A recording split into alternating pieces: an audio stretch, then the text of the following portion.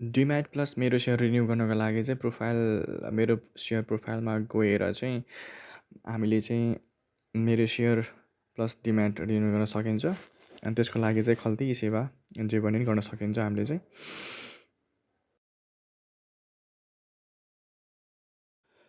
अर्को अप्सन भनेको डाइरेक्ट खल्तीबाट चाहिँ गएर चाहिँ हामीले चाहिँ मेरो सेयर प्लस डिम्याटमा गएर चाहिँ हामीले चाहिँ मेरो सेयर प्लस डिम्याट रिन्यू गर्न सकिन्छ। त्यसको लागि चाहिँ डिपोजिटरी पार्टिसिपेट भन्नेमा चाहिँ अब कुन ब्याङ्कबाट हो अनि प्लस लास्टको बिओआइडी नम्बर 8वटा डिजिटको बिओआइडी नम्बर हाल्नुपर्ने हुन्छ होइन। त्यसपछि कति वर्षको लागि 1 वर्ष 2 वर्ष 3 वर्ष कति वर्षको लागि गर्ने हो त्यो चाहिँ चुज गरेर चाहिँ मेरो सेयर प्लस मेरो सेयर प्लस डिम्याट एकाउन्ट दुइटै चुज गर्न सकिन्छ। त्यहाँबाट चाहिँ हामीले चाहिँ मेरो share plus demat account renew गर्न सकिन्छ।